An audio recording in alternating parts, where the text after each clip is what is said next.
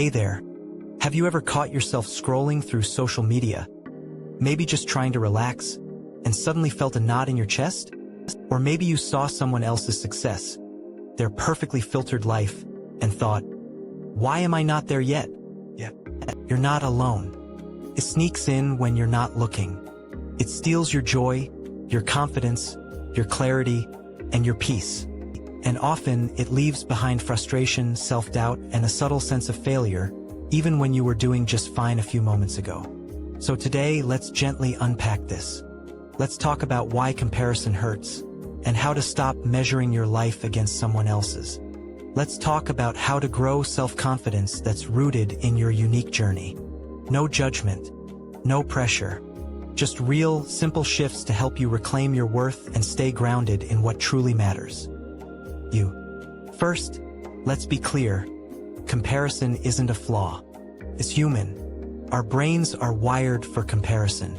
It once helped our ancestors survive, keeping track of who had more food, more strength, more status. Comparison helped us fit in, stay alert, and assess threats. But in today's world, we're no longer comparing ourselves to the people in our village or workplace. We're comparing ourselves to thousands, even millions of curated, edited, and highly filtered lives, presented in bite-sized highlight reels. In just a few seconds, it happens. Someone posts their dream job. Someone shows their perfect relationship. Someone shares a body transformation, a travel story, a new home.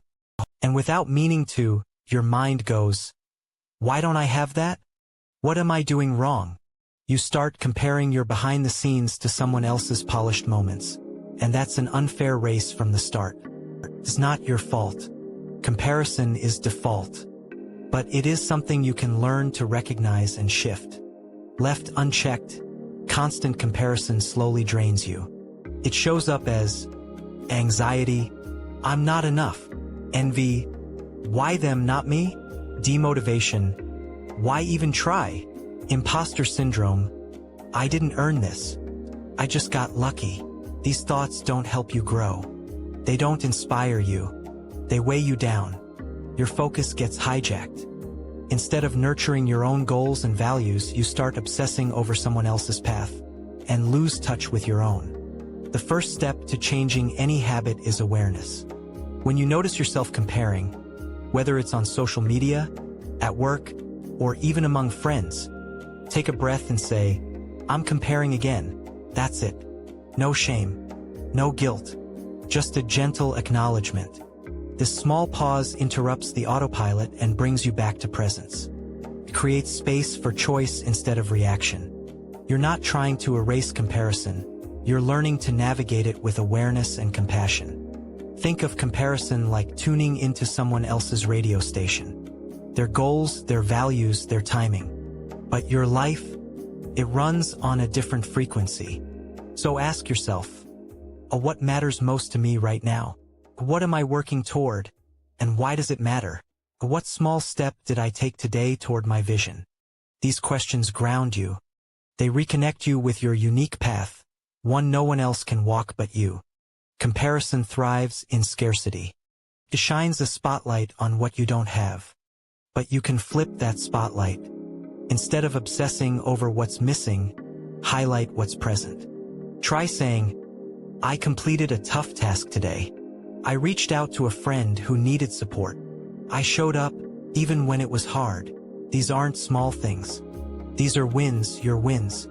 Celebrating your progress, however quiet or gradual, builds real, lasting confidence. Not the kind that needs validation from likes or followers, but the kind that grows from within. Social media isn't evil. But let's be honest, it's designed to fuel comparison. The endless scroll is a trap, and unless we're mindful, we get pulled in without even realizing it. You can take control. Here's how. Mute or unfollow accounts that consistently trigger feelings of inadequacy.